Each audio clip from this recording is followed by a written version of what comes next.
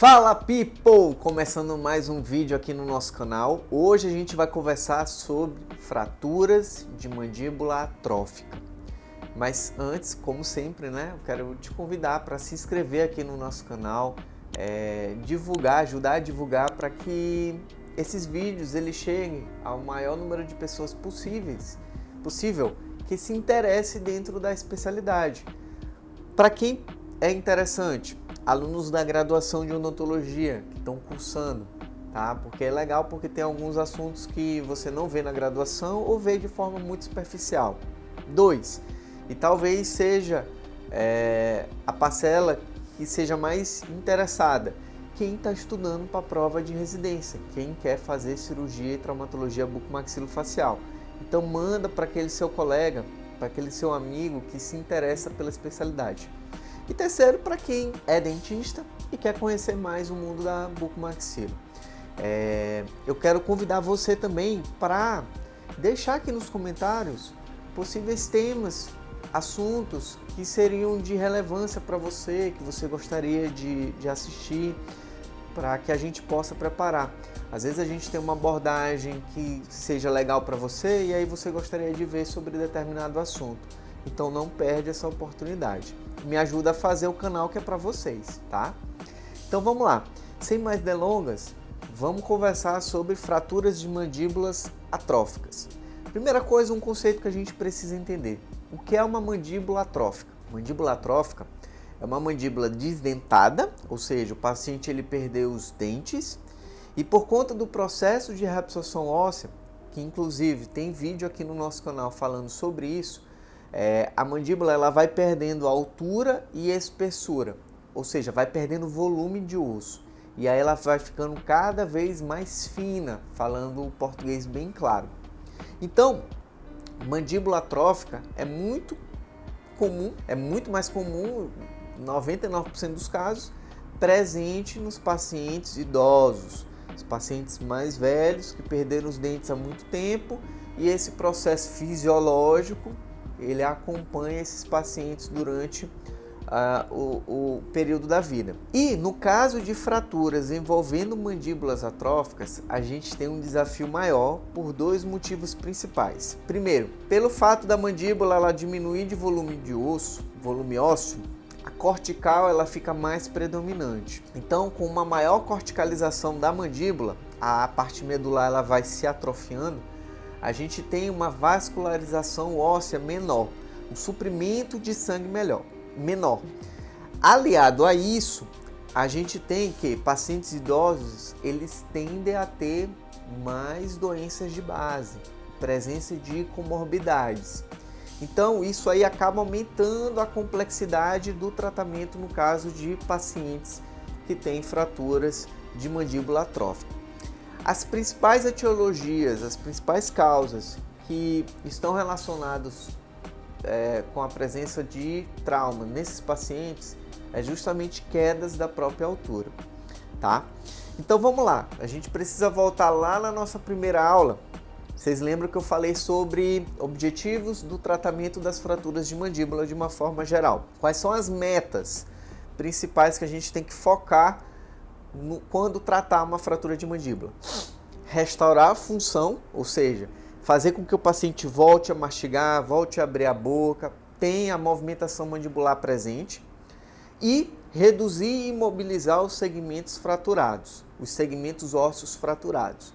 E aí por isso que a gente lança a mão da fixação interna rígida, que inclusive eu já falei teve vídeo já subido, que já foi para o ar, sobre sistemas de fixação, incluindo então sistemas de fixação na mandíbula. Então vocês podem conferir lá. E aí a gente usa a fixação interna rígida para reduzir e imobilizar, manter essa redução e imobilização dos segmentos ósseos fraturados. Agora, trazendo para o cenário da mandíbula atrófica, a gente tem basicamente que a meta principal é a redução anatômica. O paciente ele não tem dente. Então, teoricamente, esse paciente ou não usa nenhum tipo de prótese, ele é desdentado, ou ele usa algum dispositivo como prótese removível, prótese total, removível. Então, a gente não tem tanto uma preocupação em devolver a melhor oclusão para esse paciente, a melhor mordida. Mas sim, a gente se baseia basicamente na redução anatômica da fratura. E aí, se a gente for buscar na literatura, ela é muito controversa ainda, tem alguns pontos que a gente precisa discutir, que merece aí uma atenção maior.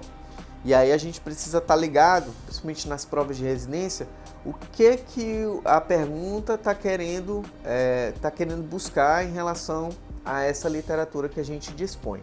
Então, são 3 pontos principais que geram um pouquinho de discussão dentro dos artigos científicos. Primeiro deles, se por ser um paciente idoso, idade avançada, apresentando comorbidade, tem uma vascularização sanguínea, tem uma vascularização menor, um aporte sanguíneo menor. Se a gente faz o tratamento conservador, ou seja, não cirúrgico, ou se a gente opta pelo tratamento cirúrgico, redução e fixação. 2. Se for fazer a cirurgia, a gente vai fazer um acesso por fora, extraoral, ou por dentro da boca, intraoral.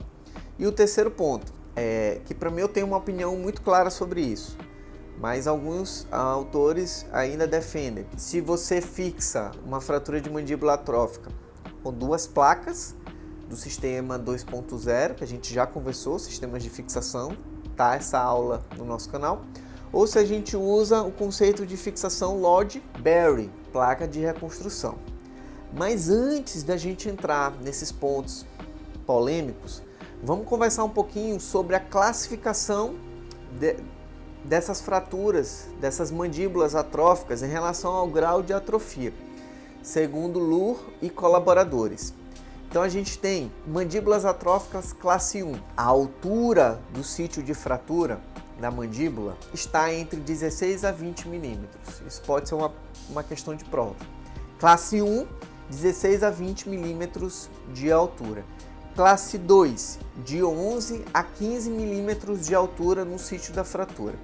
E classe 3, alturas menores ou igual a 10 milímetros no local da fratura. Feitas essas considerações, então a gente tem vários níveis de atrofia em relação à altura do rebordo, da altura da mandíbula ali remanescente. Então vamos lá, vamos discutir alguns pontos que são importantes. 1. Tratamento conservador ou cirúrgico. O que os artigos falam? Você pode lançar mão do tratamento conservador se a fratura não está deslocada ou com mínimo deslocamento. E se for fratura simples, tá? Sem cominuição e nem perda de continuidade muito grande, descontinuidade muito grande ali no gap da fratura. E aí o paciente ele tem que se conscientizar muito em relação principalmente aos cuidados durante esse segmento de acompanhamento, de follow-up. Então, evitar uma alimentação muito dura. Então, basicamente, a alimentação é líquida, pastosa, e evitar o máximo possível possíveis traumas que podem surgir nessa região. Então, o paciente ele precisa literalmente ficar quieto, evitando ao máximo qualquer tipo de movimentação. Já alguns autores defendem o tratamento cirúrgico para todos os casos, principalmente os casos em que a gente tem grandes deslocamentos dos segmentos ósseos, dos cotos ósseos, inclusive com presença de mais de um segmento fraturado. Às vezes a gente tem um triângulo que forma na base por conta de traumas na região de sínfise, parasínfise e corpo. Então esse triângulo ele pode gerar algum grau de infecção, algum problema ali se não for reabordado, se não for abordado. Então, tratamento conservador e cirúrgico. Ponderar o grau de deslocamento, a altura da mandíbula atrófica e a condição daquele paciente em relação ao segmento e orientações, se opera ou não. Agora, definiu que o tratamento é cirúrgico, tá? Há um grande deslocamento dos segmentos fraturados. O paciente ele tem condições de ser submetido a um procedimento cirúrgico sob anestesia geral, que isso também precisa ser avaliado dentro da classificação ASA. A gente vai partir para um acesso intraoral ou extraoral? O que temos na literatura? O acesso intraoral, ele é muito mais rápido de ser executado, tem uma morbidade pós-operatória para o paciente menor de forma relativa comparado com o acesso extraoral, porém, aquele periósteo que vai ser descolado ali, principalmente na região do rebordo, ele que vai fornecer uma boa parte da nutrição para a mandíbula. Então, não sabemos até que certo ponto o acesso intraoral pode ser benéfico em relação a essa recuperação pós-operatória e principalmente por dois motivos. Boa adaptação do material de fixação por dentro da boca, que acaba sendo um pouquinho mais, não vou dizer complicada, nem difícil, mas dar um trabalho um pouquinho maior. 2. A possibilidade de ocorrência de deiscências de sutura. Agora, se a gente pensar sobre o ponto de vista técnico, se a gente for utilizar placas de reconstrução, a possibilidade de fazer o acesso extraoral permite que você adapte essa placa com muito mais tranquilidade. Em relação a deiscências, a possibilidade é muito baixa. E em relação à morbidade de pós-operatória, como eu falei, isso é muito relativo. Depende muito de como o acesso cirúrgico é realizado. Claro, como qualquer acesso cirúrgico extraoral, a gente tem possíveis complicações, principalmente relacionadas com a paresia, né? No caso do nervo facial. Então é algo que tem que ser ponderado e isso aí vai depender muito da expertise, da experiência do cirurgião, do segmento que ele tem, da amostra que ele tem em relação a esses tipos de tratamento. Eu particularmente prefiro tróficas severamente atróficas partir por acesso extraoral. Agora, fixação com 2 mini placas ou uma placa de reconstrução. Existem estudos que mostram que não há diferença em se tratando de pacientes com mandíbulas atróficas classe 1 e classe 2, ou seja, que tem uma altura ali no sítio da fratura maior do que 11 milímetros. Tá? Obviamente que no caso de pacientes classe 1, com uma altura maior na região da fratura, acima de 15, 16 milímetros, a gente pode, alguns trabalhos mostram, pode se lançar mão da técnica load share com 2 placas sendo adaptadas, com acesso inclusive intraoral. Agora, se você tem uma mandíbula menor do que 10 milímetros, provavelmente a adaptação de 2 placas e a resistência que esse sistema de fixação pode fornecer, compartilhando a carga junto com o osso que já está frágil, limitado, o prognóstico é muito duvidoso e eu diria até certo ponto ruim.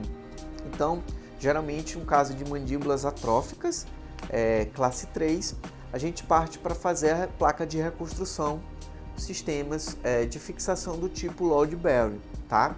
E geralmente com acesso extraoral. Agora, uma dúvida que pode surgir é a utilização ou não de enxerto autógeno, tá?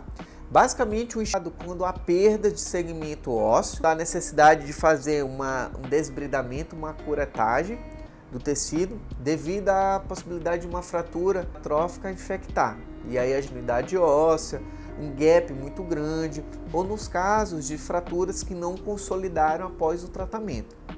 E aí a gente pode lançar mão da utilização de enxertos autógenos, que também tem uma indicação no caso de fraturas cominutivas, ou seja, relembrando aquela primeira aula de fraturas mandibulares, fraturas que têm vários segmentos envolvidos, ou seja, uma fragmentação óssea muito grande.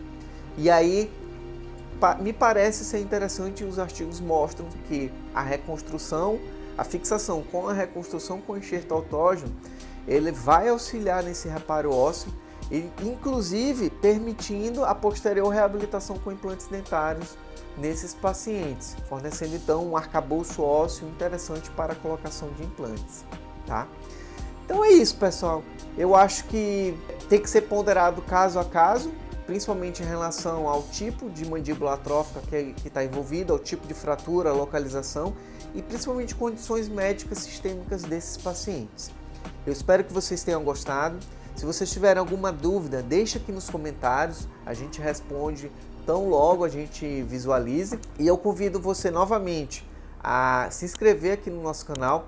Eu vou deixar o meu QR Code aqui do meu Instagram, também é um canal direto que a gente pode ter de comunicação. E até a próxima!